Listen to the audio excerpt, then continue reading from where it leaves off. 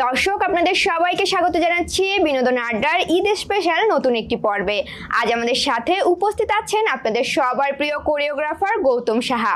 দাদা, আপনাকে স্বাগত। কেমন আছেন? খুবই ভালো আছে, আর এরকম একটা আড্ডায় আসতে পেরে তো আমার আরো ভালো লাগছে। অনেকদিন পর আবার তোমার সাথে দেখা। দাদা, গত বছর আমরা ঈদে কাজ করেছি, এবারও আবার ঈদে কাজ করছি। একদম একদম। দাদা, ঈদ স্পেশাল মুহূর্তে আমরা দাঁড়িয়ে আছি, একটু জানতে চাই ঈদে আসলে আপনার কি কি কাজ আসতে চলেছে বা কি নিয়ে ব্যস্ত ছিলেন? আসতে চলেছে মানে কি, আমি তো কোরিওগ্রাফার, সবাই জানোই, তোমরা অনেক কাজ করে ফেলেছি, সবই চলে আসছে, হয়তো কিছু বাকি আছে, অল্প কিছু বাকি আছে, হয়তো মিমির 2টা ভিডিও বাকি আছে, বুবলির হয়তো একটা ভিডিও বাকি আছে, এর মধ্যেই চলে আসবে আর কি। আচ্ছা দাদা, আমরা শুনেছিলাম যে ঈদে আপনার নাটক বা মুভি আসার কথা চলেছে, আসলে কি আসছে ঈদে কিছু? না, ঈদে আমি নাটকে অভিনয় করার কথা ছিল, ওটাও করতে পারি নাই, এবং সিনেমা যেটা করার কথা ছিল দানব, সেটা এই মুহূর্তে হয়নি। সুতরাং যখন হবে তখন তো দেখবে দর্শক। আচ্ছা দাদা, আমরা একটা জিনিস সবসময় দেখতে পাই, মিডিয়াতে সবার সাথে আপনার খুব ভালো সম্পর্ক, আপনি সবার সাথে কাজ করেন, আসলে এই বন্ডিংটা আপনি কিভাবে রক্ষা করেন? আপু, সবচেয়ে যে বিষয়টা আমি মনে রাখি সবসময়, সেটা হচ্ছে তোমার মন যদি পরিষ্কার হয়, আমি মনে করি তুমি সবার সাথে মিশতে পারবা। যদি তুমি হিংসা করো বা কোনো, যেটাকে আমরা জেলাস বলি, যদি ওই বিষয়টা তুমি মাথায় রাখো, তাহলে তুমি সবার সাথে কাজ করতে পারবা না। কারণ আমি মনে করি আমার মন পরিষ্কার, সেই অনুযায়ী সবার সাথে আমি হই হুল্লা করে কাজ করি। অবশ্যই তোমরা দেখো, সবসময় ভিডিওতে দেখো, আমি খুব নাচানাচি হই হুল্লা করে শুটিং শেষ করে ফেলি, যার জন্য সবাই বলে যে দাদার কখন শুটিং শুরু হয় কখন শেষ হয় আমরা জানি না, মনে হয় যে একটা পিকনিক বা একটা আড্ডা, যেমন এই আড্ডাটা করছি আমরা, এরকম আড্ডা করতে করতে শুটিং শেষ, এই আর কি, এই ভালোবাসাটা দেখতে পাই দাদা, আপনার ভিডিওগুলোতে আমরা সবকিছুই দেখতে পাই। দাদা, একটা জিনিস আমরা এই মুহূর্তে দেখতে পাচ্ছি, আপনার বুবলির সাথে অনেক কাজ হচ্ছে। বুবলির সাথে আপনার বন্ডিংটা এখন কি রকম? খুবই ভালো, খুবই ভালো। বুবলি আসলে একটা লক্ষ্মী মেয়ে, কারণ বুবলির সাথে যত কাজ করেছি, মানে সবসময় বলে থাকি যে এত অমায়িক একটা মেয়ে, যেই সেটা না বললেই নয়, অনেকের সাথে তো কাজ করি, তার মধ্যে আমি বলবো যে বুবলিকে নিয়ে যখন কাজ করি সেটাই আমার চিন্তা করতে হয় না। কেন চিন্তা করতে হয় না? যে ও কোনো প্যারা দেয় না, কোনো, মানে আমি মনে করো খাবারের জন্য বলি যে বুবলি একটু খেয়ে নে, দাদা আগে কাজটা শেষ করি, দাদা আগে কাজটা শেষ করি, তারপরে। কিন্তু মনে করো সেটের মধ্যে ওরা আমি খাওয়াতেও পারি না, আগে কাজ তারপরে, যে এই জিনিসটা সবচেয়ে আমার ভালো লাগে। আর দাদা, একটা জিনিস আমরা না বুবলিকে যখন ফ্রেমে দেখি তখন অনেক শান্ত মনে হয়, আসলে বুবলি কি শান্ত নাকি রাগী? না, আসলে শান্ত। ওকে আমি আজ পর্যন্ত কখনো রাগ করতে দেখি নাই, এবং মানে কারোর সাথে চিৎকার করে কথা বলবে সেটাও দেখি নাই।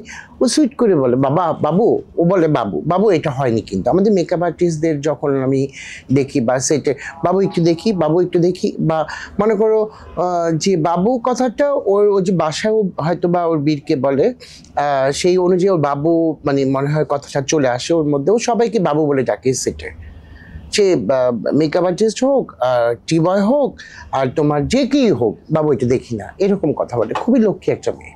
দাদা, বীরের সাথে কি দেখা হয়েছে আপনার? এই পর্যন্ত দেখা হয়নি, আজকে বীরের জন্মদিন, হ্যাপি বার্থডে বীর, দেখা হবে অচিরেই। আচ্ছা দাদা, বুবলির সাথে যেরকম আপনার একটা ভালো সম্পর্ক আমরা দেখতে পাচ্ছি, সেরকম আমরা অনেক বছর ধরে দেখতে পাচ্ছি বারিশা হকের সাথেও আপনার খুব ভালো একটা সম্পর্ক। আসলে বারিশ হকের সাথে আপনার সম্পর্কটা আপনি কি চোখে দেখেন? বারিশের হয় কি, ও আমার ছোট বোন, আর ও সবসময় বলে থাকে, দেখবেন ওকে কিন্তু আমি মানে ব্রেক দিয়েছি, ওর মিডিয়া আসার প্রথম হচ্ছে আমার হাত ধরেই, এবং বারিশকে আমি প্রচণ্ড পছন্দ করি। এই কারণেই পছন্দ করি, একজন মানুষের এক এক ধরন থাকতেই পারে। বারিশ সবচেয়ে ভালো গুণ হলো ওর সাথে আমার বন্ডিংটা খুবই ভালো, আর ওর সাথে কাজ করতে গেলে কোনো প্যারা খেতে হয় না। ওকে আমি বরঞ্চ প্যারা দিই, বারিশ ওটা কর, বারিশ এটা কর, এটা কর, মানে ওকেই প্যারা দিই। আর মানুষ যদি মনে করে যে না বারিশ একটু রাগি বা বদমেজাজি, না, আসলে থেকে আমরা এত কাজ করলে না মাথায় এমনিতে হ্যাং হয়ে যায়।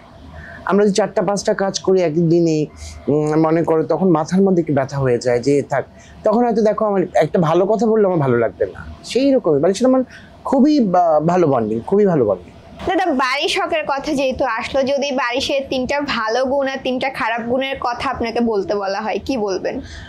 ভালো গুণের মধ্যে ও খুব আন্তরিক, ওর মানে আন্তরিকের শেষ নাই, ও পারলে কলিজা কেটে খাইয়ে দেয় এরকম। আর খারাপ দিকটাও হচ্ছে যে ও খুব একটু মানে ওর ওর ইচ্ছাকৃত করে না, ও একটু রাগী, বাট রাগীটা মানে কি ওর ইচ্ছাকৃত করে না। হয় না যে আমারও তো হয়, আমিও রাগ করি, কিন্তু আমার মেকআপ আর্টিস্ট বলো বা আমার অ্যাসিস্ট্যান্ট বলো যে এই জিনিসটা আমি বললাম এই জায়গাটায় রাখো, এই জায়গায় না রেখে আরেক জায়গায় রাখছে, তখন তো আমার মেজাজ খারাপ হবে, কারণ যেই জায়গার জিনিস সেই জায়গায় থাকবে। মানুষ ওইটাই উল্টাপাল্টা করে নেয়। ওর ভালো গুণটাও বললাম, খারাপ দিকটাও বললাম, আরেকটা কি বললাম, আরেকটা তিনটা করে বলতে বলেছিল। ও তিনটা। আরেকটা হচ্ছে যে ও খুব মানে খাবার রসিক, আমার এটা খুব ভালো লাগে। আচ্ছা দাদা, আমরা না সবসময় দেখি বাড়ি শখকে নিয়ে অনেক কন্ট্রোভার্সি হয়, মানে সে যেটাই করে সেটা নিয়েই মানুষের একটা আলোচনা সমালোচনা থাকে। এটার কারণ কি বলে মনে হয়? কারণ বাড়ির সেলিব্রিটি বলেই কিন্তু আজকে ওকে নিয়ে কথা হচ্ছে। আর আমরা কিন্তু দেখতে পাই উনি কিন্তু একজন শক্ত মনের মানুষ, হ্যাঁ। সবকিছু সুন্দর করে হ্যাঁ, হ্যান্ডেল করে আবার কাজ ওই করছে। যে বললাম না যে ওর মন মানসিকতা ভালো, আর ও মানুষের সাথে মিশতে জানে, মিশতে পারে।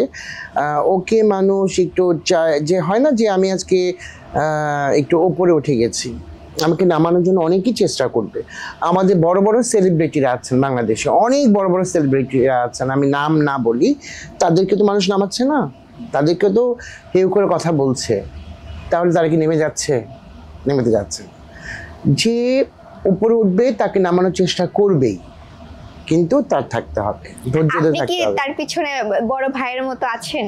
হ্যাঁ, আমি সবসময় আমার প্রত্যেকটা আর্টিস্টের সাথেই আছি, যেই যার সাথে কাজ করি না কেন, আমি সবার সাথেই আছি, আমি সবার সাথে থাকতে চাই। আছে আমার সাথে কোনো ঝামেলা নেই, আমি ঝামেলা মুক্ত থাকতে চাই।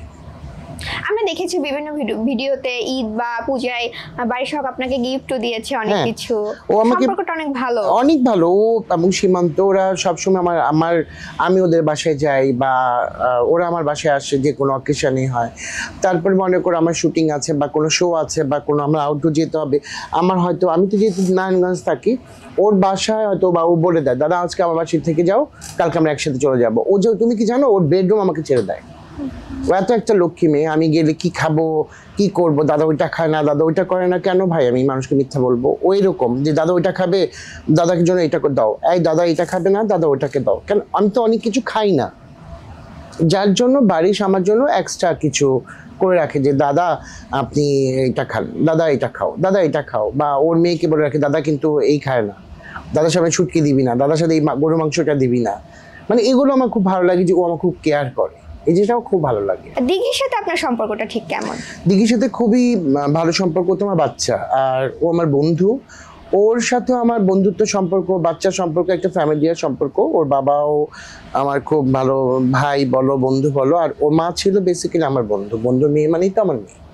তো ওকে আমি অনেক বকাঝকাও করি দিঘিকে, এবং খুব শাসন করি বা আদরও করি। ও বুঝে যে মামা এটা আমাকে ভুল বলছে, মামা আমাকে এটা করছে, মানে খুবই আন্তরিক সম্পর্ক। আর দিঘির বাসাও কিন্তু আমি যাই ওর বাসায় গিয়ে দিঘি আমি ভাত খাবো, ও জানে আমি ডাল ভাত ডিম ভাজি বা ডিম ভুনা ও সেমটে করে রাখে যে মামা কিন্তু এটা খাবে, মামা দিঘি কিন্তু কি রান্না করতে পারে? হ্যাঁ, ও অনেক রান্না করে, ও বাসায় প্রচুর রান্না করে। আমরা মনে করি সেলিব্রিটি মানে বোধহয় কিছু রান্না করে না, কিছু না, একদম না, ও বাসায় অনেক রান্না করে, ও রান্না করতে খুব ভালোবাসে। দিঘির কোন গুণটা খুব ভালো লাগে?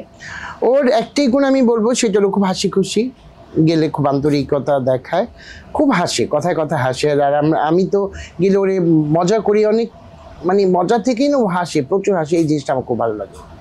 দাদা, এই যে এত কাজ করছেন, এত সেলিব্রিটিদের সাথে কাজ করছেন, কাজের মাঝে অপুদিকে মিস করা হয় না? এটা একটা মিস তো করি, এটা ভুল বলবো না যে আমি ওকে মিস করি, এটা ভুল বলা হবে, মিস করি, বাট এই বিষয়টা চেপে যায়। আচ্ছা দাদা, যদি আমি আরেকটু এই বিষয়টারই একটা সূত্র ধরে যদি একটু জানতে চাই, যে কোনো ব্র্যান্ড যদি এখন চাই যে গৌতম সাহা দাদা কোরিওগ্রাফার থাকবে এবং মডেল থাকবে অপু বিশ্বাস, দাদা আপনি কি কাজ করবেন? হ্যাঁ, ওটা করবো এই কারণেই, কারণ আমি প্রফেশনাল মানুষ, আমি প্রফেশনালিজমে আমি এই কাজটা করব। যদি ক্লায়েন্ট চায় তাহলে আমি করবো, আর কিছুই না। ভাই বোনের সম্পর্কে একটা বড় তিক্ততা আমরা লক্ষ্য করতে পারছি, আসলে দাদার চোখে জল এসে গেছে। এই তিক্ততাটা কি কোনোভাবে মেটানো সম্ভব দাদা? বলতে পারছি না, এটা উপরওয়ালা জানে কি হবে, শেষ পর্যন্ত কোন জায়গায় পৌঁছাবে তাও জানে। একটা বছরের ব্যবধানে অনেক কিছু চেঞ্জ হয়ে যায়। গতবার ঈদে আমি আপনি অপুদি একসাথেই কাজ করেছি, আজকে আমরা আলাদা কাজ করছি এবং অপুদিকে নিয়ে আমাদের আসলে কথা বলতে হচ্ছে। না দেখো, সবাই ভালো থাকুক, আমি বলবো এটা, সবাই ভালো থাকুক। আর আমি সবসময় বলে থাকি যে আমার এই মিডিয়াটা আমার ফ্যামিলি, আর আমার ফ্যামিলির মধ্যে সবাই কিন্তু সমান হয় না, হাতে 5টা আঙ্গুল কিন্তু সমান না। আমি ধরে নিয়েছি যে হয়তোবা আমার একটা বোন দেশের বাইরে আছে বা নাই, তাই না, ওইটা ভেবে নিয়েছি, বাস শেষ। ওইটাই আমি মানে নিজেকে ধরে নিয়েছি যে সে বাইরে আছে। এটা যে কতটা কষ্টের আপনার চোখ মুখেই আসলে প্রকাশ করে দিচ্ছে। না বলো। আচ্ছা দাদা, এই যে এত বড় বড় সেলিব্রিটিদের সাথে আপনি কাজ করেন, আপনি নিজেও একজন সেলিব্রিটি, তারপরেও এত সাধারণ জীবনযাপন আপনি কিভাবে লিড করেন? আপনাকে আমরা কখনো দেখি আপনি লুঙ্গি পরে বাজারে চলে গেছেন, বাজার করছেন, নিজেকে এত সাধারণ কিভাবে রাখেন? আপু প্রথমত বলি, আমি সেলিব্রিটির মতো না, আমি সেলিব্রিটি না। আমি এই যে আপনারই আমাকে কিন্তু বানাচ্ছেন সেলিব্রিটি, আমি কখনোই সেলিব্রিটিরিজমটা রাখি না বা ভাবিও না। আমি খুব সাধারণ একজন লাইফ লিড করি, আমার বাচ্চাদেরকেও আমি সেভাবে তৈরি করেছি এবং আমি এরকম সাধারণ মানুষ থাকতে চাই। সেলিব্রিটি দিয়ে কী হবে ভাই? আজকে সেলিব্রিটি কালকে কিন্তু নাই। আমি মনে করি আমি একটা মানুষ, আমি একটা সুন্দর মনের মানুষ, মানুষ আমাকে সেটা বলেই চিনুক বা জানুক। সেলিব্রিটি দিয়ে কী হবে? সেলিব্রিটি কি দিয়ে কি ওই রান্না করলে বা খাওয়া দাওয়া কি করবো, ওইটা দিলে কি আমার কোনো উপকার হবে? কিন্তু দাদা, আপনি যে জায়গাটায় এখন আছেন, বাংলাদেশে যত সুপারস্টার আছে সবার সাথেই ম্যাক্সিমাম আপনার কাজ করা হয়ে গিয়েছে, তো সেই জায়গা থেকে আপনি নিজেকে সেলিব্রিটি না মনে করলেও আপনি আমাদের সবার কাছে আসলে সেলিব্রিটি।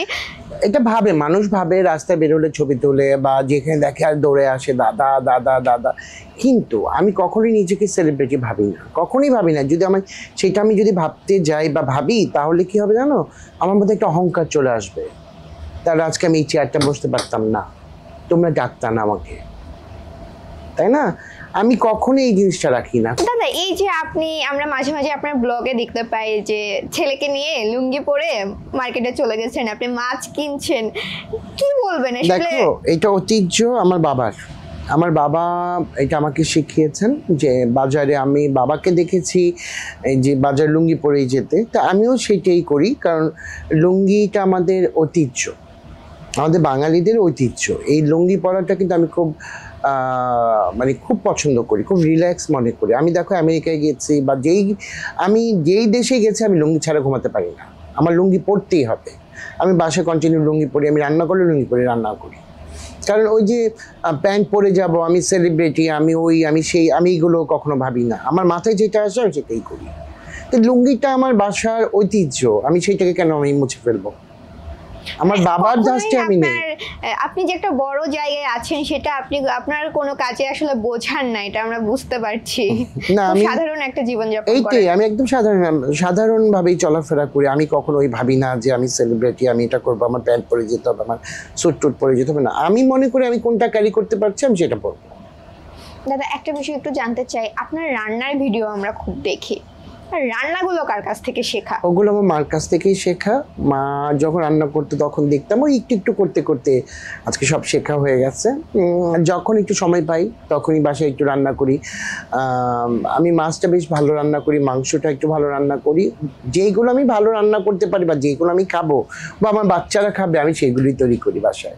গেস্ট আসলেও আমার তৈরি করতে হয়।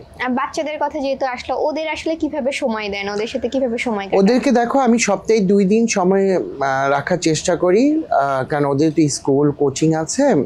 আমি তো এভরিডে রাতে বাসায় চলেই যাই, যত শুটিং থাকুক রাত 2টা বাজে আমি বাসায় থাকি। আমি কিন্তু শুটিং ছাড়া কখনো বাইরে থাকি না। তা মনে করো ওরাও কোচিং করে, স্কুলে যায়, ওদের সাথে আমার হয়তো বা ওই রাতে দেখা হয়, আবার সকালে উঠে আমরা চলে আসি। কিন্তু আমি শুক্র শনি আমি এই 2 দিন চেষ্টা করি ওদের সাথে সময় দিতে, কারণ ওরাও সেদিন 2 দিন বাসায় থাকে। সেই যে অনুযায়ী আমি একটু রান্নাবান্না করি, তখন ওদেরকে নিয়ে খাই, বাচ্চাদেরকে টেবিলে বসে আমার সাথে। মানে এইগুলো আমার না বাবার কাছ থেকে শেখা ছিল, ওই শেখা থেকে আমি আমার বাচ্চাদেরকে সেগুলো শেখাচ্ছি। একটা জিনিস আমরা আরো একটু আপনার ভিডিওতে দেখি, আপনার ছোট ছেলেকে আমরা সবসময় দেখি, বড় ছেলেকে একটু কম দেখি, বিভিন্ন কমেন্ট আসে আসলে কেন কম দেখা যায়, এটা কি বলবেন? না, আমার ছোট ছেলে আয়ান খুব আমার মতোই, খুব মানে ও পছন্দ করে এই মিডিয়াটাকে, বা ও আমার কাজটাকে খুব পছন্দ করে। আর আমার ছেলে খুব রিজার্ভ, বড় ছেলে গৌরব খুব রিজার্ভ। গৌরবের যে জিনিসটা হয় কি, যে ও পড়ালেখা ছাড়া কিছু জানতে চায় না, ও আর শুনতে চায় না। ওর জিনিসটা হচ্ছে ও পড়ালেখা নিয়েই থাকবে, ওর এত পড়া, ও পড়ালেখা নিয়েই থাকবে। আর আয়ন তো এখন ছোট, তা মনে করো আয়ন ওই আমি কি করছি ওটাতেও খুশি। বাবা কি করছে, বাবার সাথে একটু যাবো এখানে, বাবার সাথে একটু বাজারে যাব, বাবার সাথে একটু শপিংয়ে যাব, মানে আমার সাথেই সব আয়ন। মানে আমি যা করি ও সেটা করতে খুব পছন্দ করে। এই আজকেও কিন্তু আসতে চেয়েছিল, ওর স্কুল বন্ধ, তা আমি একটু দৌড়াদৌড়ি করবো, এই প্রোগ্রামের শেষে আবার আমার অনেকগুলো কাজ আছে, তা আমি এই জন্য ওকে নিয়ে আসিনি। আয়ন খুব লক্ষ্মী, আমার দুইটা ছেলে লক্ষ্মী, এটা আমি বলতে পারবো। আচ্ছা দাদা, আপনার প্রফেশনে বৌদি আপনাকে ঠিক কতটা সাপোর্ট করে? ওর সাপোর্টই তো আজকে আমি এই জায়গাটায়। আমার ওয়াইফ যদি, মিতু যদি আমাকে সাপোর্ট না দিত তাহলে আমি থাকতে পারতাম না। দেখো, একটা ফ্যামিলিতে অশান্তির শেষ থাকে না। আমি যে হারে মডেলদের নিয়ে লাফালাফি করি, হইহুল্লা করি, বা নাচানাচি করি, দেখো তো টিকটক আবি জাবি সব কিছু মিলেই করি, তখন আমার বউ দেখে, সে খুব মানে যখন আর আমি যদি অন্যায় করি না, বা আমার মধ্যে যদি একটা চুর চুর ভাব থাকতো না, সে ধরতে পারতো আমাকে। আমি খুব স্ট্রেট কাট, ফোন আসে, আমি yes no very good bye. আর আমি যদি চুরি করি বা প্রেম করি বা পরকিয়া করি সাপোজ, তাহলে কিন্তু আমার ফেজেই বোঝা যাবে, বা আমার কথাতেই বোঝা যাবে, তাই না? আমার মধ্যে এগুলো নাই, ওই straight cut very good bye. আর দেখে আমি খুব আন্তরিক, ওই হই হুল্লা, বাসাও সেম এরকম বাচ্চাদের সাথে হই হুল্লা করতেছি, বা ফোনে ওই রকম মজা করতেছি, ওই কথা বকা দিচ্ছি। তারপর দেখে তো সবাইকে বকা দিয়ে কথা বলি, আমি খুব বকা দিয়ে কথা বলি সবাইকে, মানে হয় না আন্তরিক যে বকাটা হয়, আমি সেই আন্তরিক বকাটা দিয়ে সবার সাথে কথা বলি, বুঝে যে না। তার মানে গৌতম সাহা দাদা খুব একটা ফ্যামিলি পার্সন একদম ব্যক্তি। একদম, আমি ফ্যামিলি ছাড়া কিছু বুঝি না, কাজ আর ফ্যামিলি।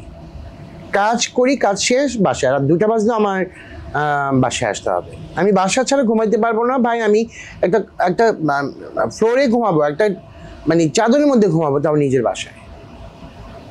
আমি নিজের বাসা ছাড়া আমি কোথাও ঘুমাতে পারি না, মানে ফ্রি হতে পারি না। আচ্ছা, মানে একটা কমফোর্ট জোনের হ্যাঁ, বাইরে comfort আসলে zone-এর বিষয়টা। বেরোতে পারেন না। না। না দাদা, যদি একটু বলি যে আজ থেকে 5 বছর পর নিজেকে আসলে কোথায় দেখতে চান? আমি কিছু জানি না, বলতে পারবো না। আমি বলবো এর আগেও ভেবেছিলাম আমি এটা হবো, ওইটা করবো, এটা করবো, ওইটা করবো, কিছুই হয়নি। 5 বছর পর কি করবো তাও জানি না। এখন বলবো আমি এটা হবো, আসলে হতে পারবো কিনা তাও জানি না, তাই না? হ্যাঁ, ইচ্ছা তো আছে, আমি হয়তো 5 বছর পর একটা বিজনেস নিয়ে বসবো। এখন তো বিজনেস করছি না, হয়তো বা তখন একটা বিজনেসম্যান হয়ে থাকবো, কারণ বাচ্চারা তো বড় হচ্ছে। মিডিয়াটা আর কতদিন থাকবো, আজকে আছে কালকে আর থাকবে না, হয়তো এই 5 বছর মধ্যে বিজনেস করে ফেলবো। এখন জানি না, উপরওয়ালা জানে মানে কি হব, কি করব। দাদা, আমরা অনুষ্ঠানে একদম শেষ দিকে চলে এসেছি, একটু জানতে চাই আপনার হাত ধরে অনেক নতুন মডেলের যাত্রা শুরু। আসলে মডেল নির্বাচনের ক্ষেত্রে আপনি ঠিক কোন কোন গুণ দেখেন যে আসলে আমার এই কাজের জন্য এর এই এই গুণ থাকতে হবে? দেখো, আমি যখন মানে যে কোনো ব্র্যান্ডের শুটে করি না কেন, আমি প্রথম চিন্তা করি এই কাপড়টা কে ভালো মানে ফোটাতে পারবে, কে পরলে এটাকে হাইলাইট হবে, বা এই কে পরলে কাপড়টাকে ভালো লাগবে, আমার ক্লায়েন্ট খুশি হবে।